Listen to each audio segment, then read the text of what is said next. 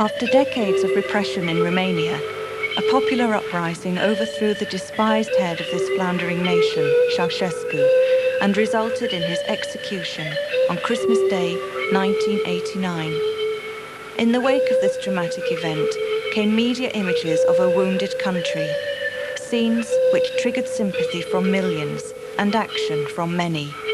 This film depicts the response of a few.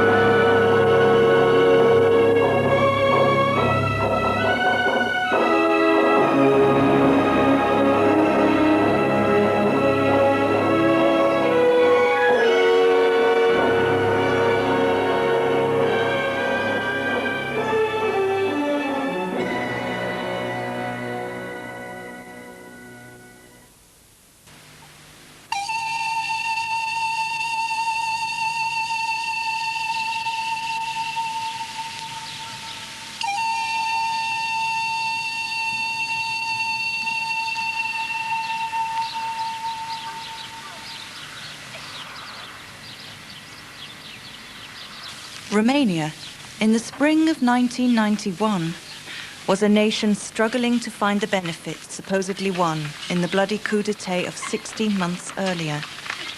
These uprisings tore down a curtain of silence and revealed to the world that Romania had become a land of orphans. From the northeast of England, the organisation known as Cleveland Aid for Romanian Children sent yet another of their relief convoys, this time along the road to Popricani.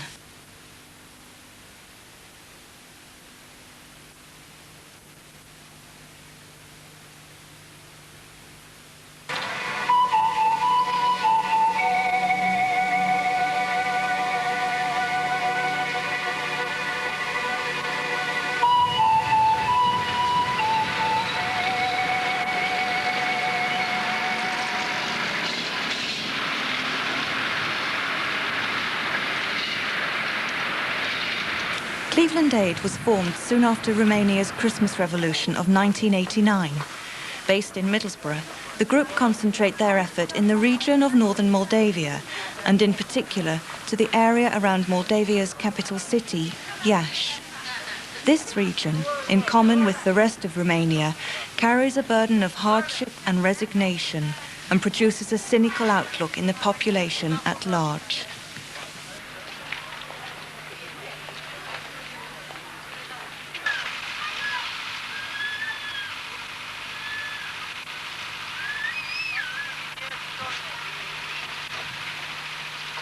This country is short of everything. What we in the West take for granted is often totally unavailable in Romania.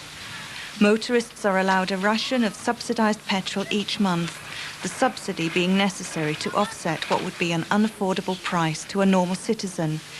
Queues form at bread shops and bakeries, and even for newspapers. State shops can boast full displays. However, this is mainly of basic foodstuffs and day-to-day necessities. they are a far cry from the brightly lit, luxuriantly stocked supermarkets of Western Europe.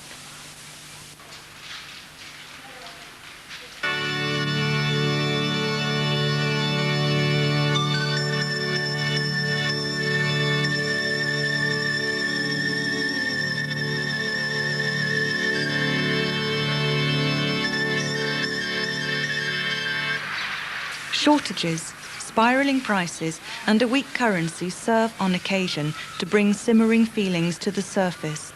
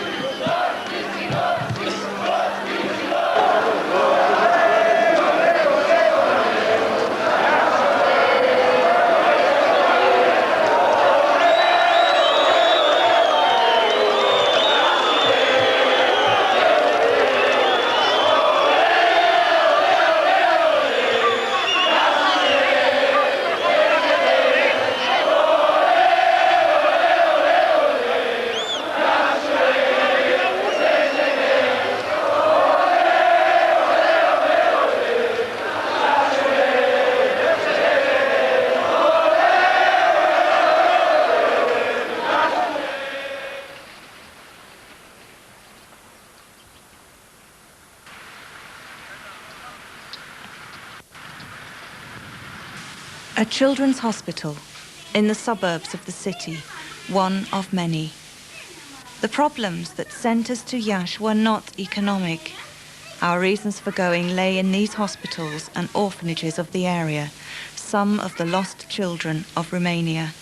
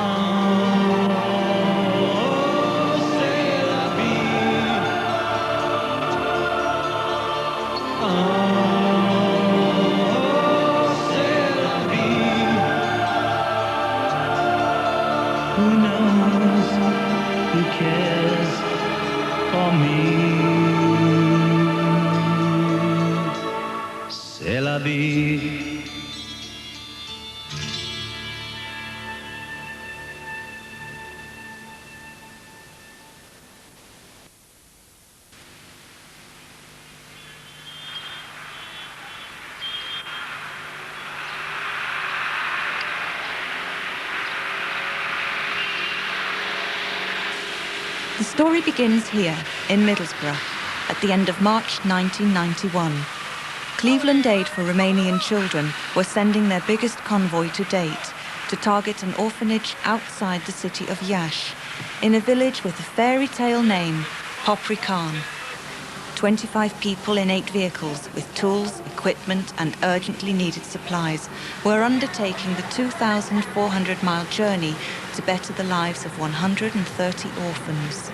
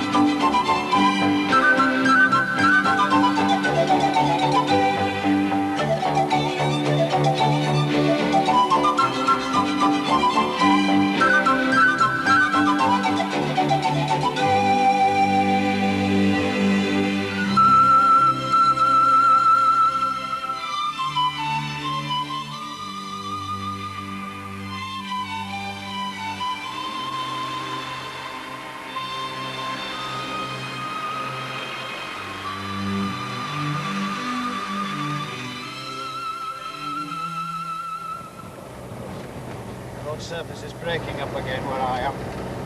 Coming up to a very tight left hand.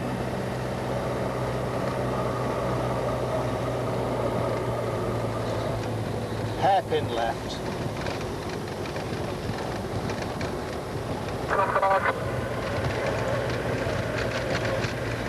One to all units, space out. Lots of very tight bends. Space out. Tight right hand coming up. Getting the tight right hand now. Thank you. Balls, Colin, keep relaying, please. Yes, well. I'm putting it back as I can.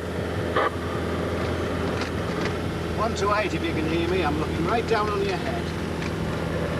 Tight left. What you're asking, but we're doing all right, very slowly. Thank you, Aid. Keep coming. Left-hander, entering a left-hander.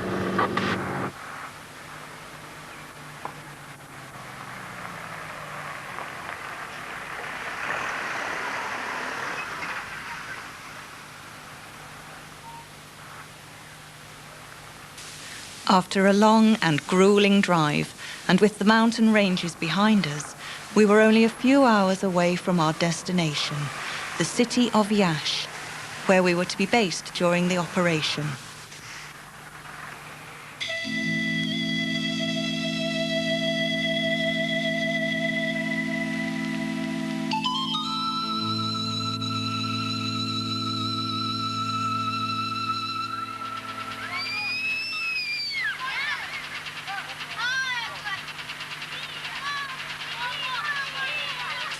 Arriving in Iasi, we discovered that any Western European vehicles attract attention in Romania, especially from children. However, our first concern was to contact the Romanian voluntary organization named after the Greek father of medicine, Asclepios, who are responsible for the storage and fair distribution of aid materials from other countries, and who oversee and administer to the orphanages and children's homes in the area. It is necessary to have such an organization at the receiving end in order to avoid a misuse of the mass of donated materials which are sent from the West.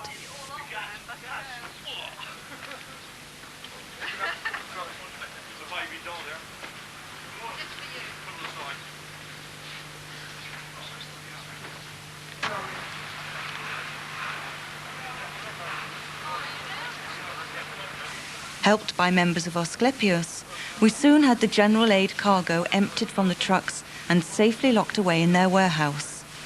Before moving on to our orphanage at Popricani, we made one unscheduled stop at a special clinic for children.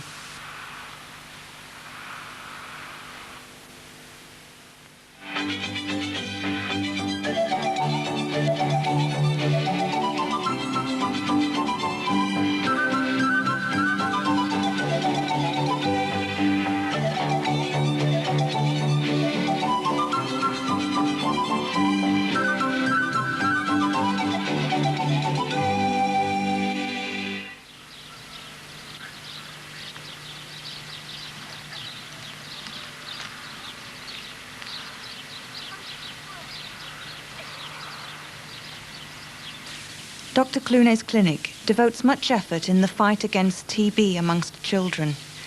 TB is virtually unheard of in the West, and for a comparatively small outlay, it could be stamped out here also. The staff of the clinic try to keep hygiene and care to acceptable levels, but with limited funding, vital machinery no longer serviceable, and an empty dispensary, it is a thankless task.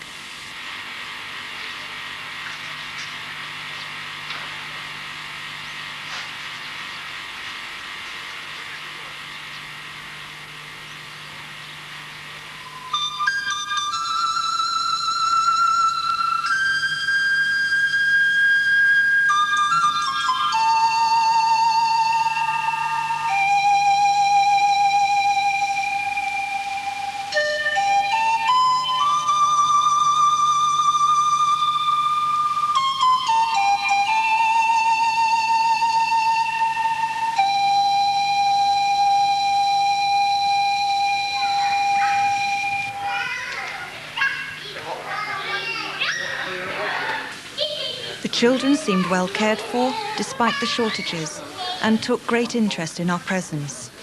However, it was nonetheless upsetting to many to see the children in these surroundings, and we felt it was time to leave.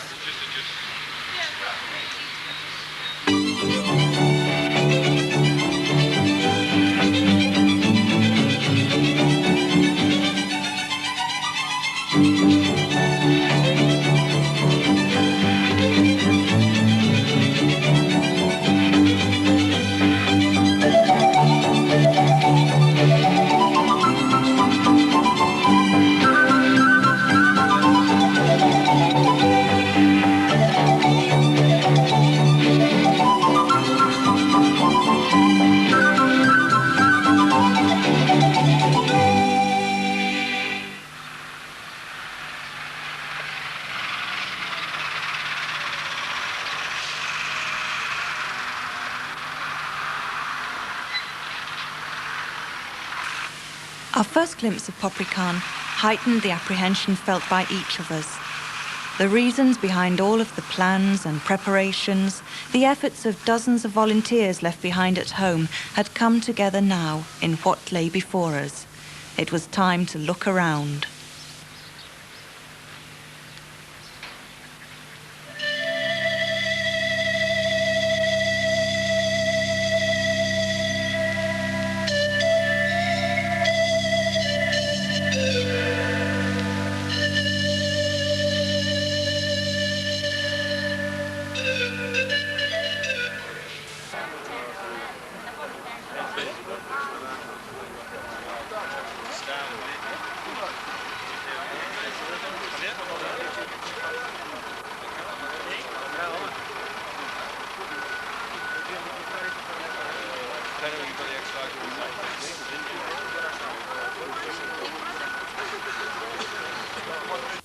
The project called for the installation of a modern electrical system and provision of running water, hot and cold, the beginnings of a reasonable sanitation scheme, and if possible, the repair of a long-defunct central heating arrangement. The orphanage boasted a grandiose solar heating system installed at immense cost and which had flatly refused to work for years.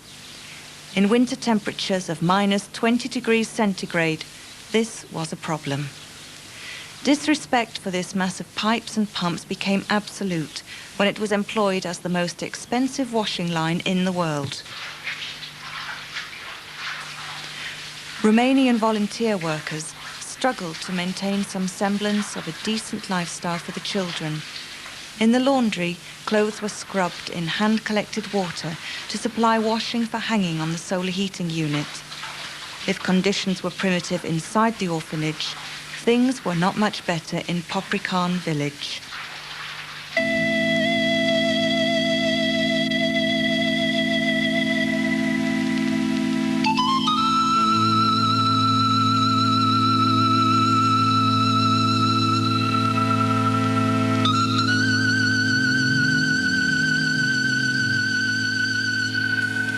Situated 15 kilometers from the city of Iasi, Popricani is frozen in time. Scenes reminiscent of the 1940s confront the visitor. Toilets are simply holes in the ground.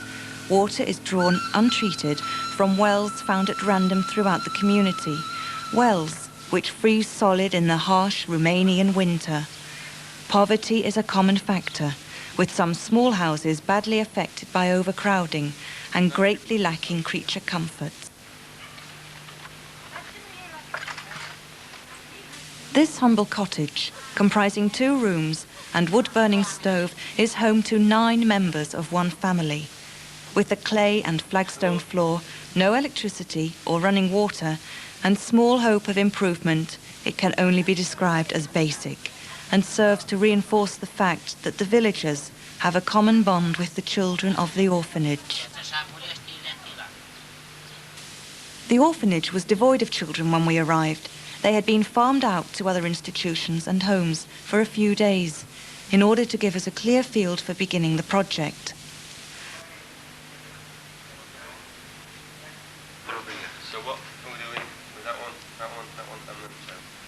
All those there, that one, After last-minute discussions, work was allocated according to the plans made at home in England, and with no time to lose, the work was begun. How many children are there in the orphanage, and where do they come from? Câți copii sunt la orfelinata dumneavoastră și de unde vin? În total avem înscriși 131 de copii, dintre care 29 de copii numai în vacanță locuiesc în cadrul internatului, studiind în timpul anului în alte școli din județ sau din oraș, din municipiaș. At all, in this orphanage in Popricani, there are 130 children. 29 of these children, they are living here only in the holiday. The rest of the time they are going to study in Iasi town or in different other towns in Iasi district. So 102 children are living here, are spending here all their life. What are the greatest problems that the orphanage faces? Care sunt cele mai mari probleme pe care le aveți în orfelinat? So, one of the biggest problems here for the employees and for the children too is that they can't assure a basically level of proper medical and social conditions. I mean, currently water supply, energy and toilets. Another problem which they have here is the education, the materials to educate and education work with the children. There are only 11 teachers here, but they don't have enough teaching materials. People suffer, it's missing of different materials for homework and for common work also. The generous donations of equipment and stores given willingly by the industries and businesses of the northeast of England had to be properly protected. And to do this, our first concern was to create a secure storeroom.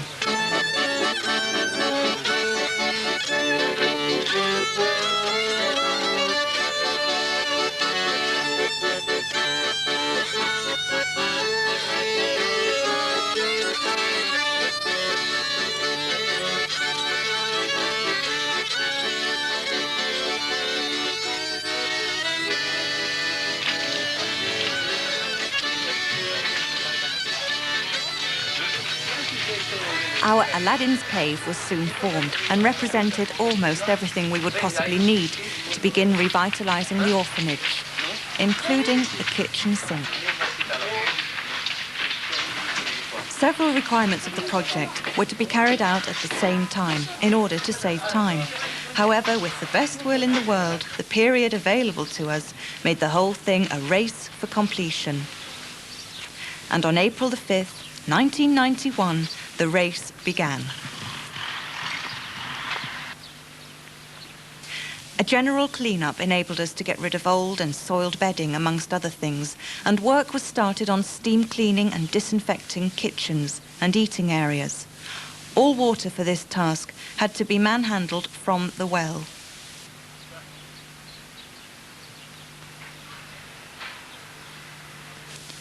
The two main tasks of this whole operation were the electrical and plumbing work, central to improving the orphanage. To this end, as many hands as possible were turned to preparation, allowing the tradesmen to make rapid progress.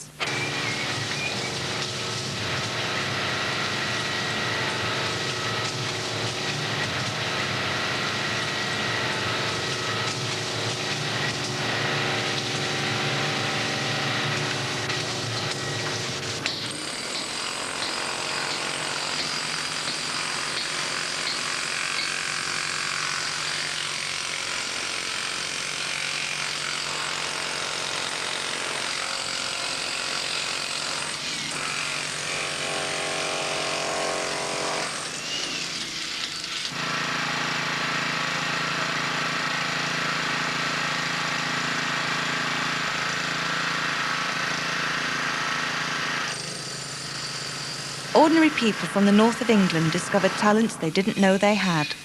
And while girl students from Yorkshire became electrical apprentices, the electricians themselves set about replacing the chaotic Romanian wiring system and installing proper lighting and power points to every room.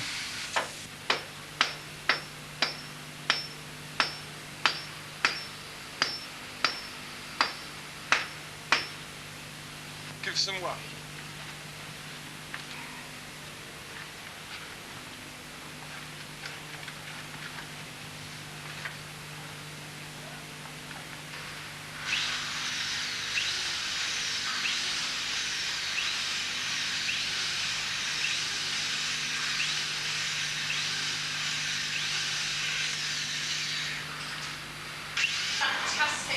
On one occasion only did some of our ladies attempt to use the lethal, petrol-fired stove in the orphanage kitchen. The overpowering fumes and intense heat soon convinced us to stick with our own canteen vehicle, and no tears were shed at this decision.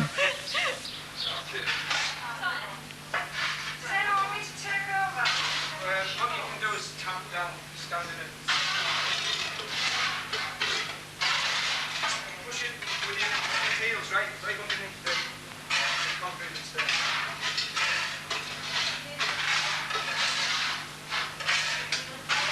I'm too light to reach.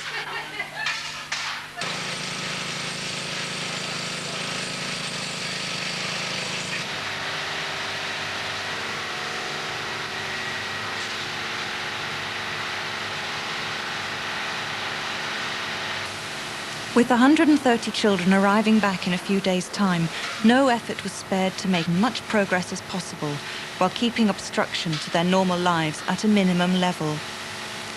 High-pressure steam and modern chemicals were used to remove the grease and grime which had built up over the years in kitchen and dining room, and more importantly, the harmful germs that lived there.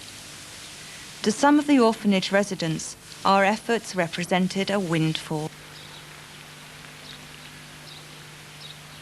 The orphanage has a small school for younger children, though sadly under-equipped. As well as the modern lighting that was to be installed, it was decided to brighten the lives of pupils with wall friezes, and to this end, our more artistic members swapped shovels for paint and began to animate the bare walls.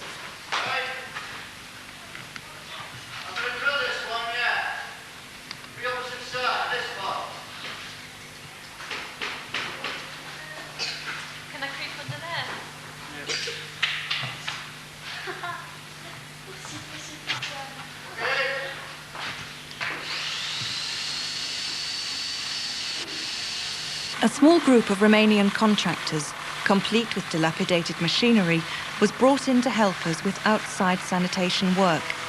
As time went by, their numbers were swelled by Romanian volunteers, men and women, who began turning up daily to lend a hand in any way they could.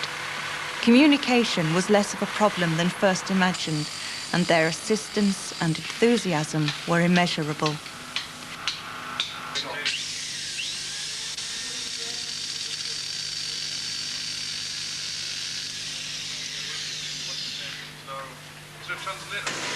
It was realized that much could not be completed in the time available to us, and that some of the more ambitious projects would have to wait until future convoys.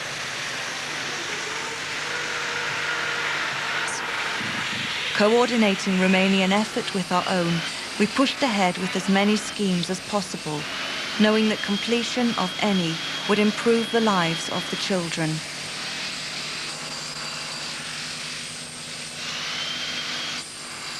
Once you have given Romanians tools to do something, they take the job from you.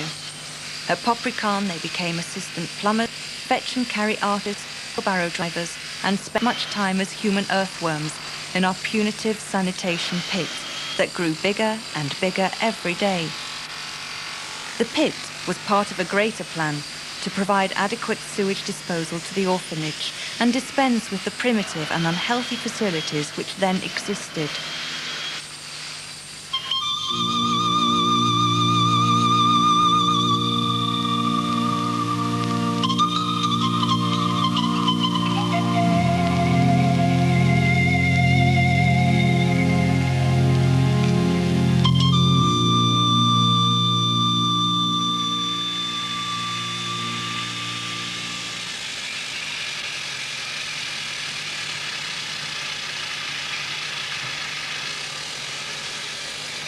It was known that the pit could not be completed during our stay, the intention being that the Romanian contractors could work to our plans after we left. The clay surface of the orphanage compound is rock hard in dry weather, yet it takes only a shower of rain to transform it into glutinous swamp. The advantage lies just beneath the surface, a ready supply of sand and gravel, which only requires a sieve to obtain.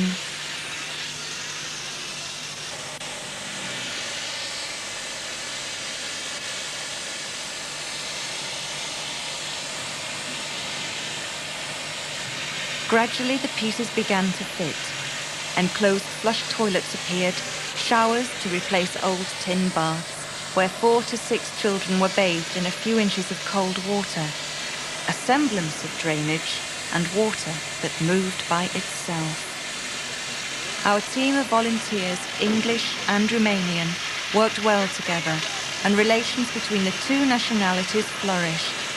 One member of our convoy even had an orphanage pig named after him, apparently quite an honour. And communications between convoy personnel and their host families has continued ever since. It's coming. Way!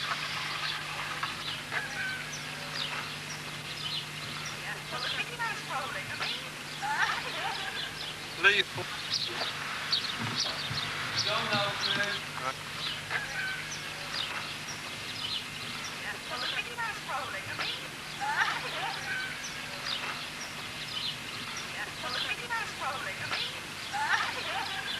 Leave. Go, go, go. Okay.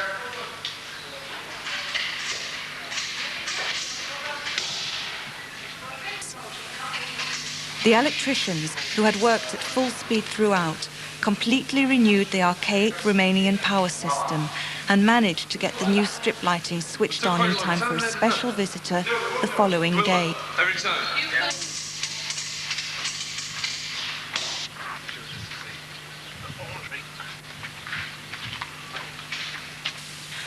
Our presence in Popricani generated some interest, and on the 10th of April, the mayor of Iasi paid us a visit to see progress for himself, accompanied by elements of Romanian state television.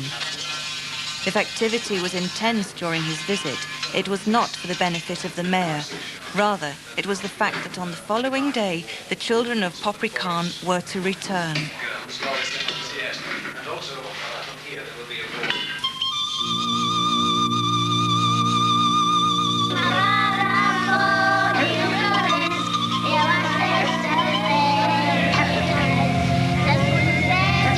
An initial shyness was to evaporate in seconds, and the children quickly accepted our being at the orphanage. Many of them wore the Western clothing, which arrives in relief convoys, though some were overdressed, as often day and night clothes have to be worn simultaneously due to a lack of storage facility.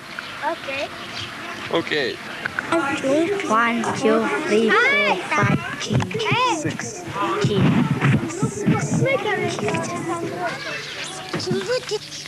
Some showed signs of illness or deficiency, and this fact was noted, to be attended to on later visits.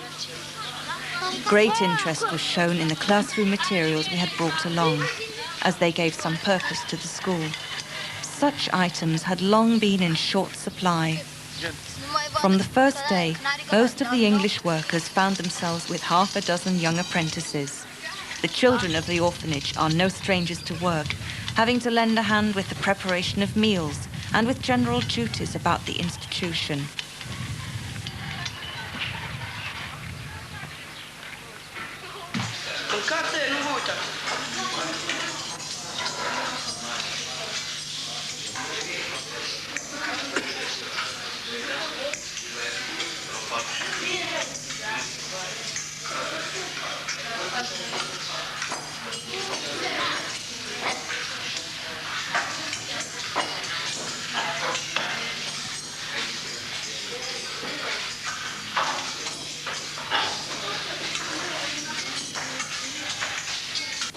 Like Children or no children, work had to continue. The time we had remaining was too valuable to waste.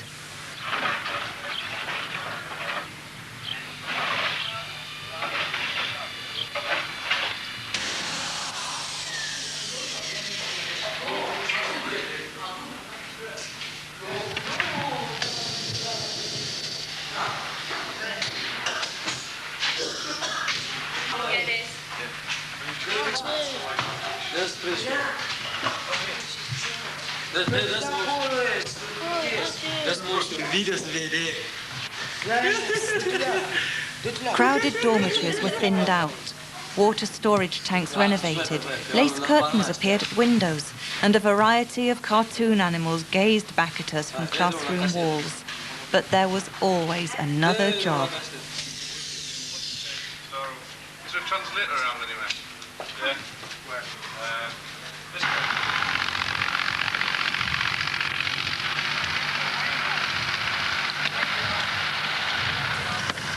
Attempts were made to rectify the leaking roofs, leaks that created huge damp patches and cracking plasterwork, adding to the discomfort of orphanage children and increasing the effects of winter and illness.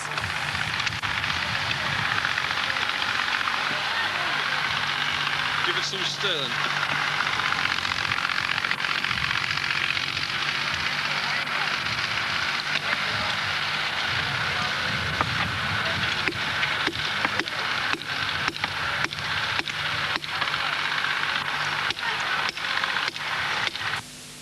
There was one more surprise left for us, the arrival of a huge industrial washer machine and tumble dryer. These had been donated by an American-Romanian aid organisation and at a stroke had the capability to replace the Dickensian laundry at the orphanage.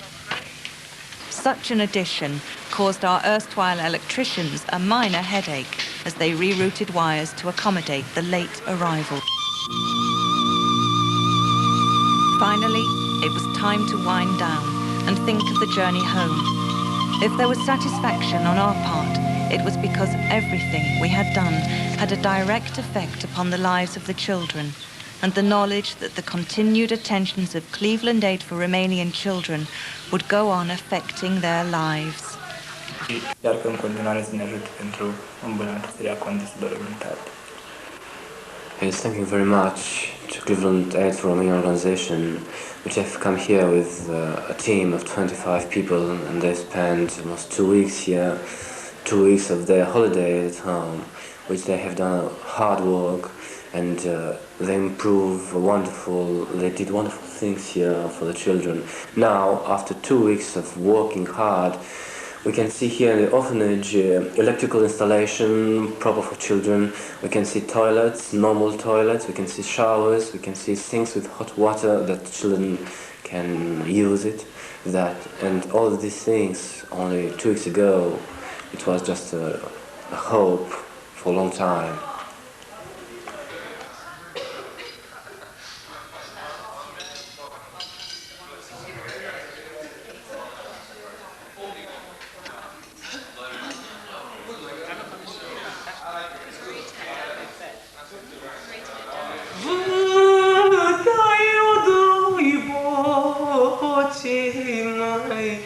Să vă mai cânte și mai lume.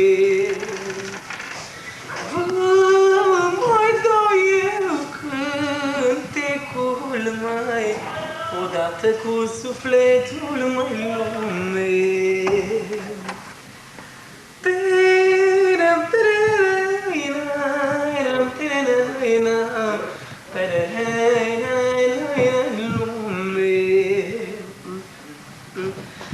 Nu știu cât o să trăiesc lume, ca să pot crește pe câmpie lume. Nu crezi flori în satul meu mai, câte flori v-aș da și eu mai lume. Nu crezi flori în satul meu mai, câte flori v-aș da și eu mai lume. Yeah!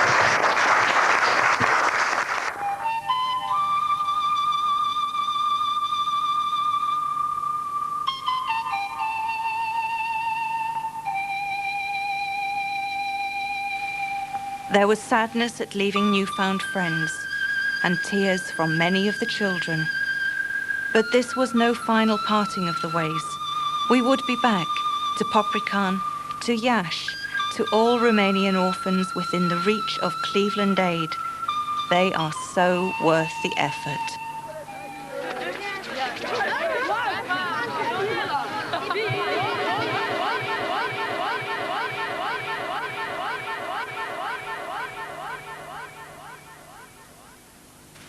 Romania is no longer today's headlines. Then neither is she yesterday's problem. Cleveland Aid for Romanian Children will continue to minister to the needs of youngsters in the hospitals and institutions of northern Romania, and will do so until the need has gone. If you would like to help in any way, then here is the address to contact. Thank you.